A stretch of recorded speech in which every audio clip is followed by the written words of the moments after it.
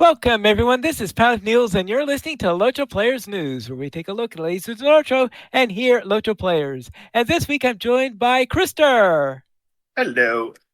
Cinders, Hello. and Sanswinda. Hello.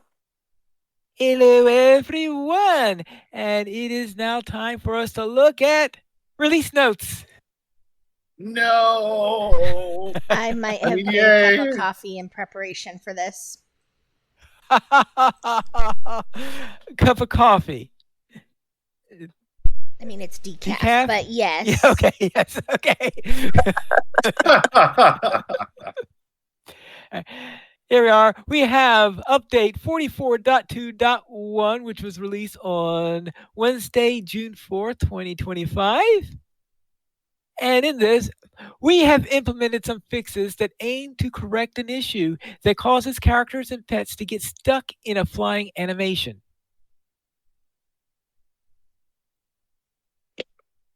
You mean we could have flown? They took flying away from us? Yeah. I'm wondering if that's like when you were riding on the boar and you got off, but then you continue to like just keep coasting along like you're riding the boar. Yeah, maybe that's what they're talking about. Or remember how your the Oliphant would get stuck up on top of the roof stands? That wasn't exactly flying though, so hopefully that's still working. That was super cute. I'd be sad if that went away. Oh, no. A flying Mumak? I know nothing about this. Please don't look into this. Okay. Okay, so what happened is that there's a hill on my property at one of my houses that I bought, the premium ones, and I put them, I made my baby Mumak into a placeable pet for my housing, and it tries to climb the hill, and instead climbs the air, and it's really cute. Okay. So this is Dumbo Lotro style? Yes. Yeah, I mean, not as proficient as Dumbo at flying, but generically. Okay. Anyway.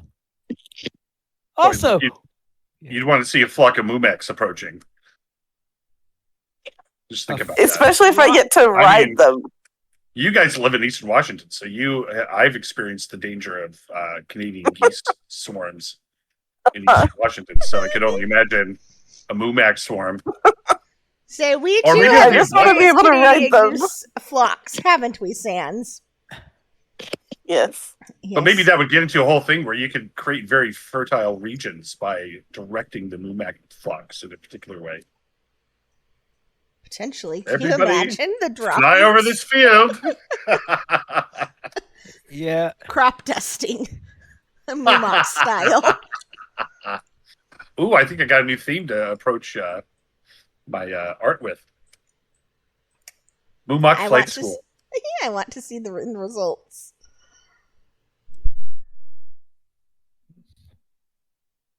All right. Finally, we've ended on. Let's just get it over with. What? I prepared myself. I'm putting the what is the thing that prevents you from biting your tongue off? I'm putting that in my mouth now. I'm ready for the release notes. All right, here we go. Yes. He's gonna be so disappointed if he was actually looking at them. Yes. All right, continue, Pine Leaf.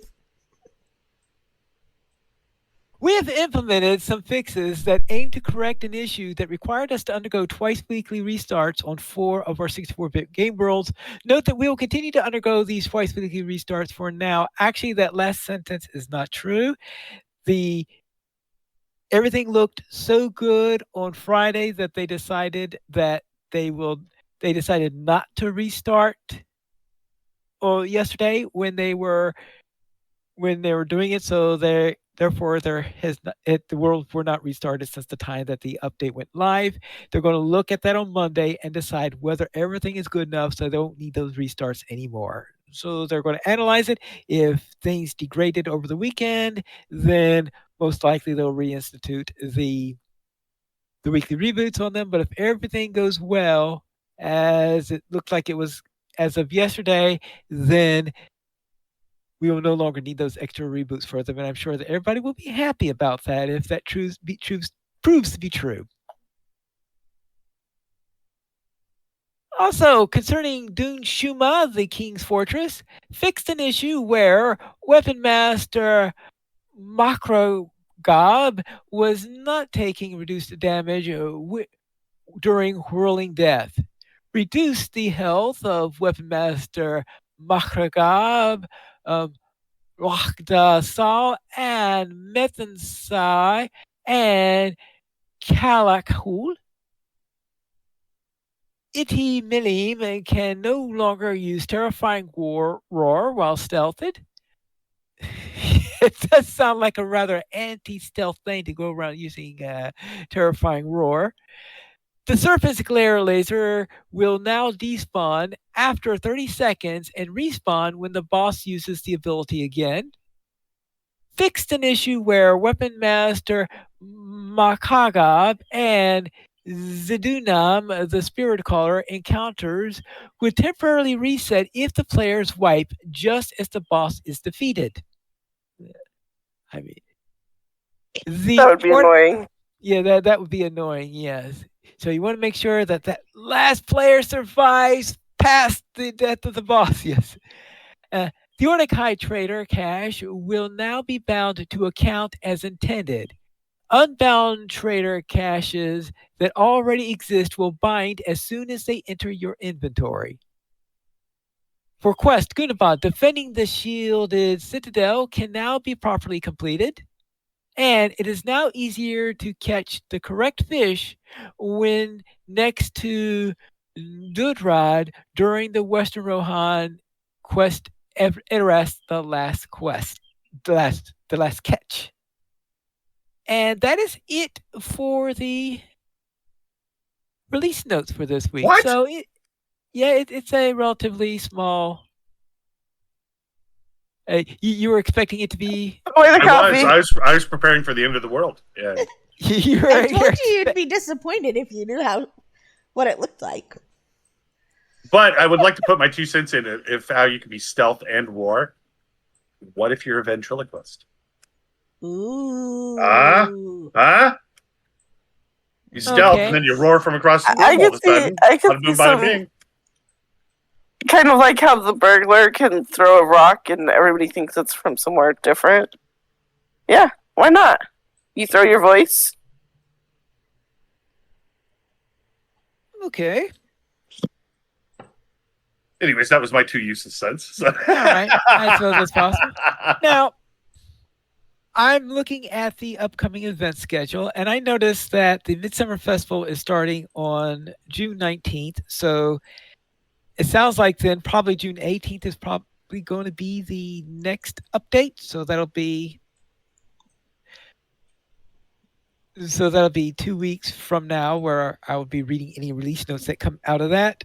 Because I don't think there's going to be one next week, but that might mean that we're going to get a bull roarer maybe next week, perhaps, to check this out. Who knows? Unless it's a very small update, if it's only for the Midsummer Festival. But seeing how that they're adding an entire new area for the festival, so it sounds like it's more than just a minimal update. It's not just like adding a couple of quests or anything like that, because they're adding some missions. They're adding a new festival spot in the Shield Isles, so it should be interesting in it. So we'll see. But that'll be in 2 weeks when they open up the Midsummer Festival. So expect an update just before then. And consequently, some more update notes. Right. And the inevitable release notes, Fred, after that. Yes. All right. Next, we have 64-bit rotating server transfer schedule. Yes, get the schedule for the free transfers over 6 weeks between all of our new 64-bit worlds here. We are starting rotating transfers between our 64-bit game worlds on a weekly basis starting Wednesday, June 4th, 2025, each week for 1 week, players are able to transfer their characters from 2 of the 64-bit worlds to a third 64-bit world, and that world will rotate each week. We cannot have player transfers to and from the same world at the same time. So in other words, you can't have characters from Sting in the same week that you have character transfers to Sting from one of the other 64-bit worlds. So they're only going to have one that could receive transfers from the other 64-bit worlds. And of course, that's one on each side of the pond, since the server sets are independent of each other. But transfers between the 66-bit world is also available each week. All right, so here's what we have here. We have on week number 1 for Grand to Orcrist, and Meriadoc to Orcrist or Grand is the first case on it. For the US, it is Sting to Glamdring, or from Peregrine to Glamdring or Sting. So therefore, Orcrist and Glamdring are the 2 primary recipients, and Sting is the secondary one from Peregrine. For week number 2, which will be starting on June 11th, from Grand to Meriadoc, and then from Orcrist to either Meriadoc or to Grand, and from the US, Sting to Peregrine, and then Glamdring to either Peregrine or Sting. And then week 3, Meriadoc to Grand, and then Orcrist to Meriadoc or Grand, and then US Peregrine to Sting, and Glamdring to Peregrine to Sting. And you notice that the last of these is going out of Orcrist. So sort of like they want to make sure, okay, the last that we'll have is from there, hoping that if Orcrist is still super busy by the end of the entire cycle, that people would be willing to reduce the pressure, shall we say. And then we just do the cycle again for weeks 4, 5, and 6. And after this time frame, free transfers between these worlds will no longer be available. Of course, after this time, it will be possible to get paid transfers, but obviously, I suspect most people would prefer that if they are going to leave one of the worlds for another world, they might prefer to do it while they are still free. Unless you really do want to give Stangstone extra money to do more transfers. And that is it on the 64-bit rotating transfer. So that is for the next 6 weeks. And after that time, it'll be, if you want to transfer 64-bit world to 64-bit world, you will have to pay for it. And finally, we had a casual stroll this week where Scenario took us on a trip along the roads of Middle-earth. Now, actually, the Roads of Middle-earth is a series that he is doing where he will be going through various travel routes. This week, he started in Ered Luin and he went all the way down to Yarnfast, thus going from the west to the east. Next month, he plans to go from north to south, I think from probably either from Forhale or Angmar. I'm not too sure which one he's going to be starting out with. And then he's going to go south from there, probably along the Greenway. And I don't know, is it just going to end at Pelargir, or if he wants to see if he can find a way in order to extend that into Umbar and all that stuff. I guess we'll have to see what he has in mind next month in there. But we have a link to the YouTube video for the first of the road episodes. And of course, you can also find at the YouTube channel, at the Stangstone's YouTube channels, we will have the various casual strolls that have been in the past, where he went through each of the zones in turn. The reason why he's doing the roads now is because he has covered all of the zones already. And that's it for our game news this week. So let's head into our store sales. Cinders, what's on sale this week? Well, on sale this week, they have the lovely Slogan, hot days, hot deals with the summer sales are here. New deals each week through July 10th, and this week's specials include 35% off select crafting tier skips, 50% off crafting stations, 75% off crafting guild tokens of esteem through June 12th. And then store, carry, and share, you can get 30% off of select vault storage and shared storage, as well as select inventory slots through June 12th. And the weekly coupon is for free, plus 100% crafting XP with coupon code Know It All with no spaces. Also through June 12th. Whee! Thank you, Cinders. So, let's head into our week in gaming. Krister, what were you up to? Well, as usual. Hold on a second. I'm not operating the computer well. That's the as usual. There we go. So I had a question. I had a LOTRO pondering question. I figured I'd pose it to you guys. A long time ago, it seemed that Bjorning's Honeycakes were a viable food that you wanted to have with you to eat, and it gave you bonuses above and beyond your trail food bonuses. Do you guys know if that is still viable, or if that has changed in any way? Because I know that between that time and now, I know the picnic table has been introduced, and I wonder if eating at the picnic table before you adventure, or is that does that replace a honey cake, or does a honey cake still give you more on top of that? So at the risk of sounding like a pick me. Okay, you. So, the last time that I was raiding with Ploy, Honeycakes were still viable despite the picnic table because they would stack. Okay, that's kind of what I was hoping, because you feel that's the way in real life. But you would want the more you eat, the more powerful you are. But of course, the more sleepy you are too. So yeah. So basically, do the picnic table first, and then do the honey cake was what we were doing at that point. Okay. After that, well, I've not had honey cakes to try it out. So, well, a long time ago, I started up a LOTRO, a Middle Earth business called Uncle Warsfog's Extra Chewy Honey Cakes. And I'm thinking of revitalizing that now. So now that it sounds like it's vital, that I can revitalize this industry. And it will be beneficial to me. So thank you, Cinders. I appreciate it. you're welcome. So why are honey cakes chewy?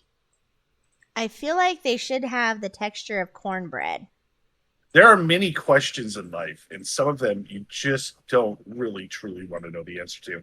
And that would be one of those questions. I say, because I feel like a honey cake should taste like a honey cornbread. Well, so let's just put it out there. That's what honey cakes are. They're just kind of a mash of dirt and straw and some bees. But Uncle Warsfog has a secret family recipe. See? Huh? As a result, they're chewy. See? That'd be like if you had a family recipe for lasagna, and then you had or you knew lasagna, but then you had a family recipe for lasagna, and the lasagna was extra chewy. Huh? That extra just sounds chewy like lasagna? uncooked. That sounds like not cooked well enough pasta. I'm not sure that's an actual recipe. Or uncooked. I think that's just cooking.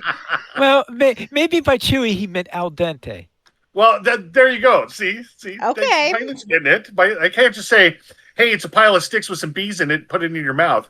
I've got to kind of, use some deceptive, extra chewy. It's like, oh, that's the way you keep describing that just sounds so much like cow pies. I'm sorry. Well, of course, Cinders, I don't know if you ever saw it, but I absolutely made a menu for this. Because I like graphic design. So yeah, that's exactly what they look like. They just look like a cow pie, basically. So I feel like honey cakes though should be appetizing. They sound so fabulous. No, they don't. Are you kidding me? I was dying when the Bjorning honey cake was introduced to my life, because I was like, okay, you're just out in the field with your Bjorning friend, and they just hand you a pile of mud and some grass sticking out of it, and maybe a couple bees sprinkled on top. I was like, "Here, try this. This is my family specialty." But like when they're cooking it, they have this nice bowl and they're stirring it, and it looks so much like making cornbread that I've just always pictured it as cornbread, which is totally appetizing and not an all cow pie like. I think you're biased for the production techniques right away. You said, okay, so that might be how honey cakes in the real world are produced. But Uncle Worsfogs, you don't do that. You dig in all the ingredients and you bury them for 3 years. And then you dig them up and then you serve them. Note to self, do not buy Uncle Warsog's honey cakes. Make your own. Come to think of it, the business was a complete and abject failure. So I wonder why. You might have better luck if you present them as, honeyed cornbread. Do you hate yourself? Try my honey cakes.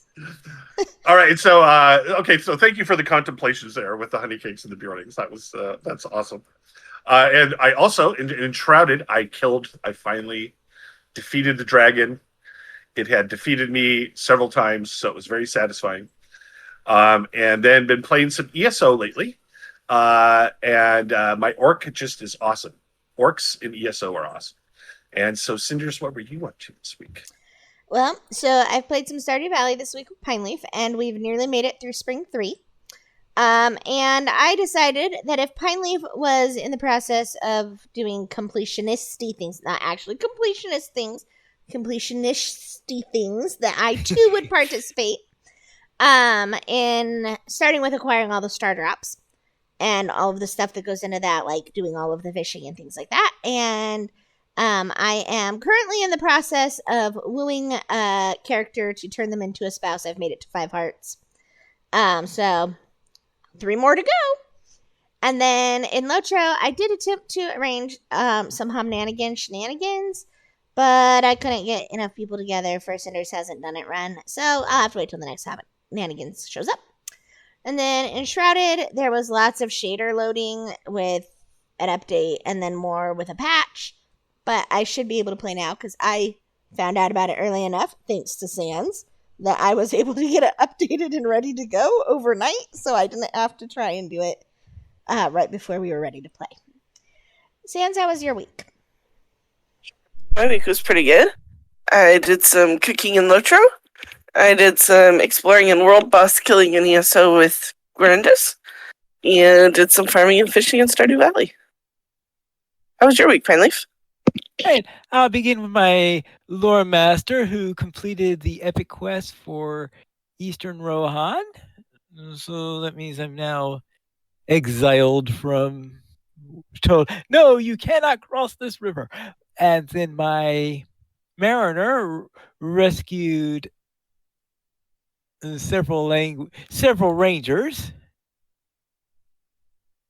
And my guardian joined the Friday Night Fights this week. So this is my first time running Friday Night Fights with my guardian, who's now in the mid-80s in there. And we ran several skirmishes. And that seemed to go fairly successfully. I don't think we'd had too much in the way of wipes or anything like that. So perhaps my guardian is working out so far. I'll have to see. I do need to get a tanking spec on that character though. And that's it for my week in gaming this week. So LOTRO Players has the Players Alliance has 2 shows each week. On Saturdays at 8:30 p.m. Eastern Time, we have LOTRO Players News, and we record DDO Players News when Drac is available. You can choose our shows at LOTROplayers.com/live. And if you'd like to send us any feedback, you can send that to podcast@LOTROplayers.com.